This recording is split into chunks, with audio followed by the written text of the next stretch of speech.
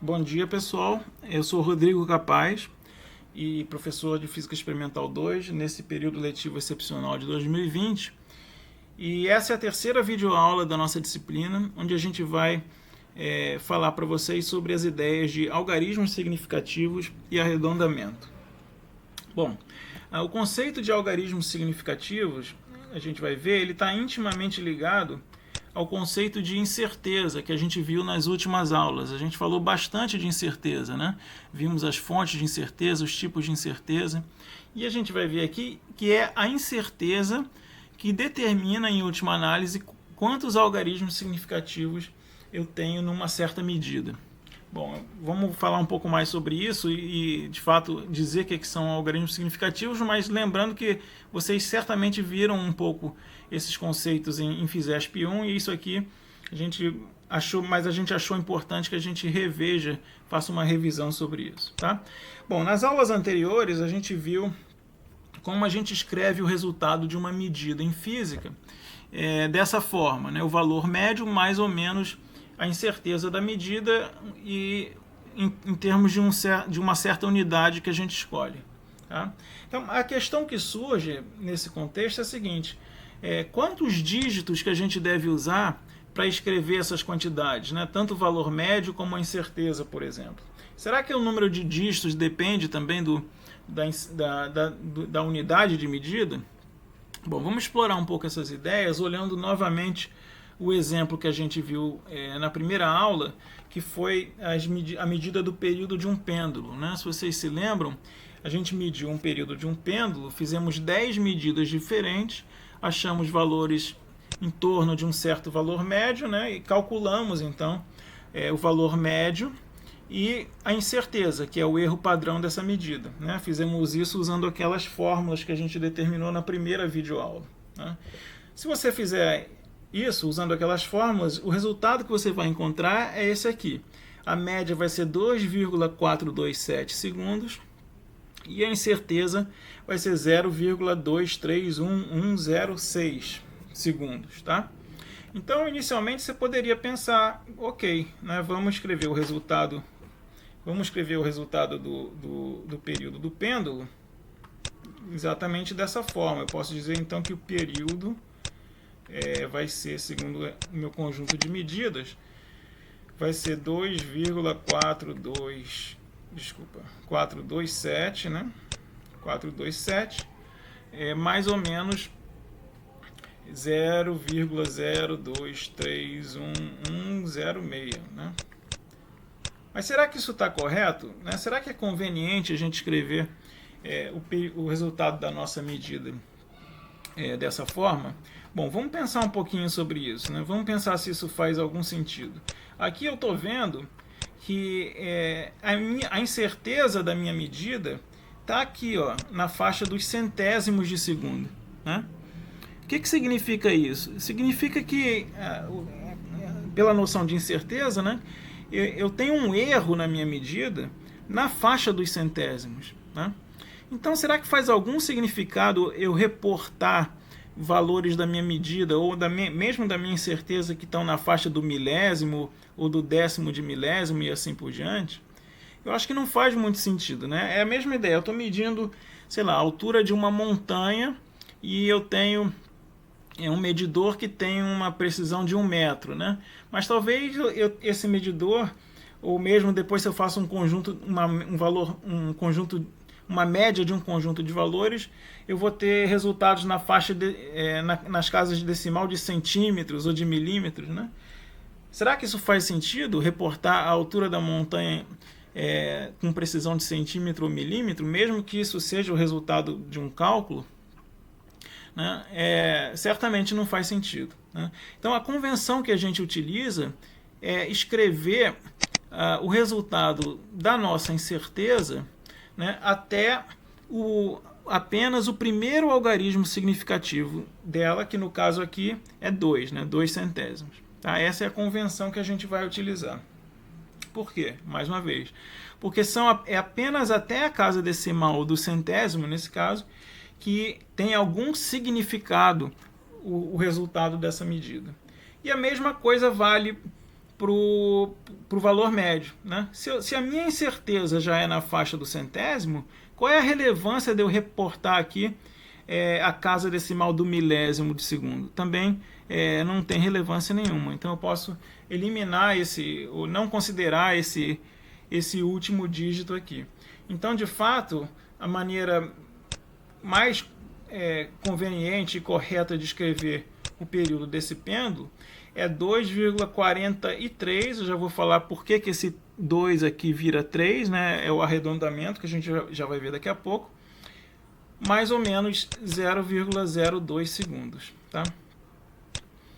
Então, repara, quando a gente escreve dessa forma, a gente está, de certa maneira, implicitamente dizendo que a minha incerteza é na casa do centésimo, então é como se eu tivesse uma dúvida, né? Nesse algarismo. A gente chama ele de algarismo duvidoso. E os outros algarismos antes dele, aí sim eu tenho bastante certeza, né? Na casa da unidade e do décimo. Então, os algarismos que vêm antes, à esquerda do duvidoso, a gente chama de algarismos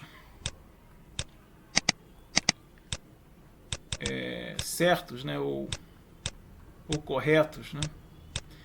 Tá? E esse conjunto de algarismos, tanto os certos como o duvidoso, é o que a gente chama de algarismos significativos da minha medida.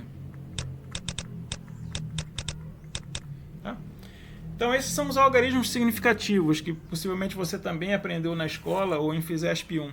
E a gente vê aqui, mais uma vez, né, realçar esse fato, que eles estão intimamente ligados à ideia de incerteza. Né? E essa é a convenção que a gente vai adotar. A gente vai considerar, então, respondendo à pergunta final, quantos algarismos significativos ou quantos algarismos eu escrevo na minha medida? Bom, primeiro, o que eu faço? Eu olho para a incerteza e jogo fora todos os algarismos, exceto um na incerteza, ou seja, eu sempre vou escrever minha incerteza com um algarismo significativo. E o valor médio da minha medida eu vou parar de escrever ou truncar na mesma casa decimal da incerteza. Então, nesse exemplo, a incerteza estava no centésimo, eu parei de escrever o período na casa do centésimo de segundo. E, então, eu tenho 3 algarismos significativos aqui para o valor médio e um algarismo para a incerteza. Tá claro isso, gente? Beleza. Então, essa aqui é a ideia. Vamos explorar um pouco mais algarismos significativos. Vocês vão fazer também vários problemas sobre isso no nosso relatório, né, que é uma lista de exercícios sobre essas ideias, o relatório da primeira prática de Fisesp 2. Mas vamos ver uma outra ideia importante, que é importante que vocês não esqueçam. O número de algarismos significativos da minha medida não depende da escolha de unidade. E agora fica fácil de ver isso, né? Porque eu acabei de argumentar para vocês que o número de algarismos significativos tem a ver com a incerteza da medida. E depois que eu faço uma medida, eu tenho a incerteza associada a ela, eu posso mudar de unidade da maneira que eu quiser, mas a incerteza da medida não muda, né? Então o número de algarismos significativos também não pode mudar. Né? Então vamos ver, por exemplo, vou pegar mais uma vez o período do pêndulo que eu determinei no slide anterior, 2,43 mais ou menos 0,2 segundos.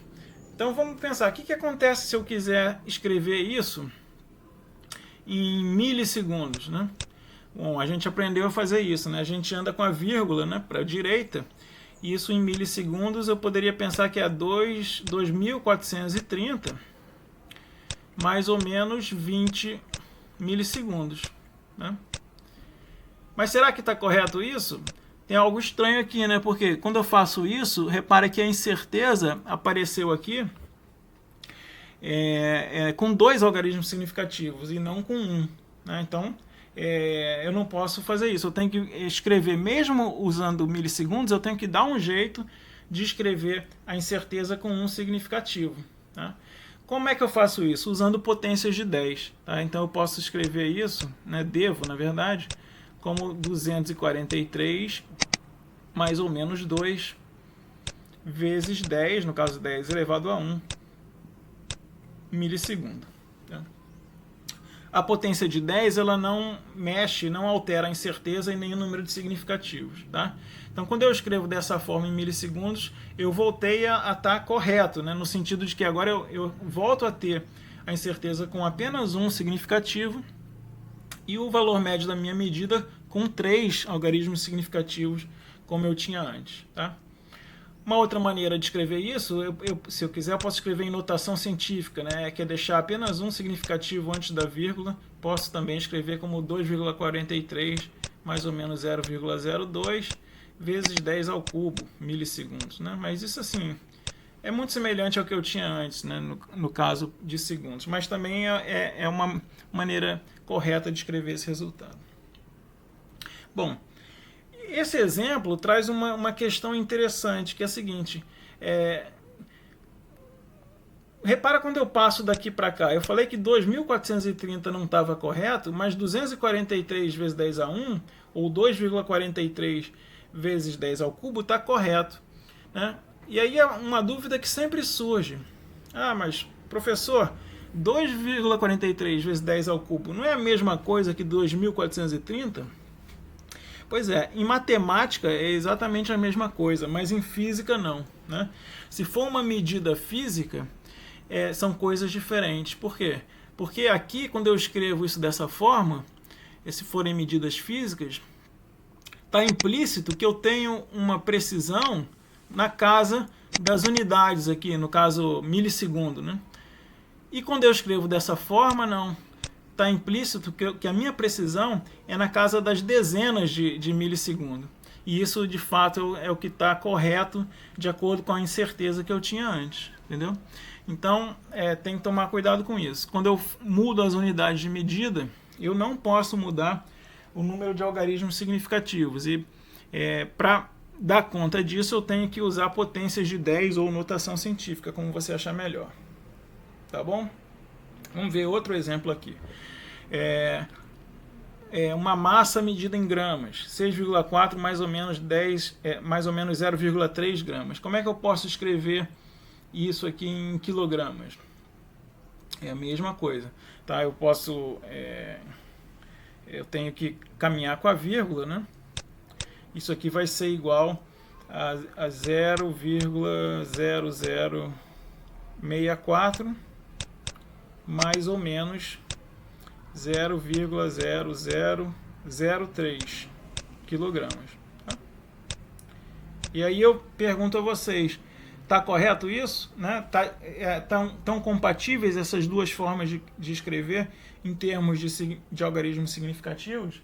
Nesse caso, essas duas formas estão compatíveis sim, porque nos dois casos eu tenho exatamente um algarismo significativo para incerteza e 2 algarismos significativos para o valor médio, que é exatamente o mesmo que eu tinha antes. Então, lembrando a vocês, né, como possivelmente vocês já viram, que os zeros à esquerda, eles não contam como algarismos significativos, tá bom?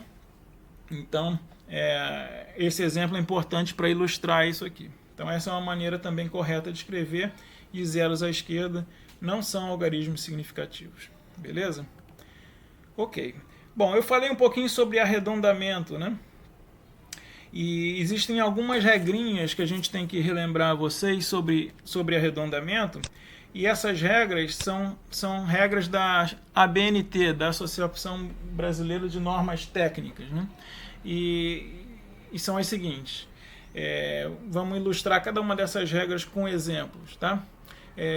Quando o algarismo a ser conservado for seguido de um algarismo inferior a 5, esse algarismo, esse que vai ser conservado, permanece inalterado. Então vamos olhar esse exemplo aqui. Eu tenho uma certa medida, 1,643, mas eu sei que a minha incerteza está na casa dos décimos, né? Na primeira casa depois da vírgula aqui. Então eu vou ter que truncar, eu vou ter que jogar fora todos os outros algarismos depois do décimo. Então é esse caso aqui, né? O primeiro que eu tenho que manter, que é o 6, que vai ser conservado, o que vem depois dele é menor do que 5, é 4. Então o 6 permanece 6. Então isso aqui vira 1,6. Segunda regra, quando o algarismo a ser conservado for seguido de um algarismo superior a 5 ou igual a 5 seguido de no mínimo um algarismo diferente de 0, soma-se uma unidade ao algarismo a ser conservado. O que eu quero dizer com isso? Esse exemplo, por exemplo, que eu estou mostrando aqui, né? É 1,67. Eu quero manter só até o décimo, mas o que vem depois dele é 7, o que eu faço é arredondar para cima, né? Então isso aqui vira 1,7. A mesma coisa acontece quando eu tenho 5, mas o 5 não está sozinho, tem alguma coisa depois desse. Então pode ser, sei lá, pode ser um monte de 0, mas tem umzinho lá no final. A regra é que eu arredondo para cima também. Então isso aqui também vira 1,7. Tá ok? Bom, e a terceira regra agora. Se o algarismo, a seguida do algarismo a ser conservado for igual a 5, mas nesse caso eu não tenho nenhum algarismo a mais, né? Ou eu posso ter só zeros a mais à direita, né? Aí eu tenho que tomar um pouquinho mais de cuidado. Eu vou ter que usar essa outra regrinha aqui. Nesse caso, a gente vai ver se o algarismo a ser conservado é par ou ímpar, né? Se ele for ímpar, eu somo uma unidade a ele. Então, nesse caso, 7 é ímpar, né? E aqui eu tenho 5 sem mais nada. Então, o que eu faço? Eu somo uma unidade, vira 1,8. Ok? E se ele for par, ele permanece inalterado. Esse outro exemplo aqui, 1,6500. Então eu tenho 5 seguido só de zeros que eu tenho que retirar. Eu mantenho inalterado, tá? Eu deixo 1,6. Nesse caso aqui eu não arredondo para cima, tá bom? Então essas são as regras. Uma maneira fácil de lembrar essas regras é você lembrar que o algarismo conservado ele vai ser sempre par, né? Quer dizer, se ele for par, ele permanece par. Se ele for ímpar, eu arredondo para cima para que ele se torne par, tá? Essa é que é a ideia dessa regra. Então essa é a regra de arredondamento que a gente vai usar. E vocês vão ver também na lista de exercícios, né, no relatório, vários exemplos para vocês treinarem isso daí, tá ok? Então é isso, gente. Então essa é a videoaula de hoje. E na próxima videoaula, que é a última videoaula dessa prática, eu vou falar um pouquinho sobre o conceito de propagação de incertezas. Até lá!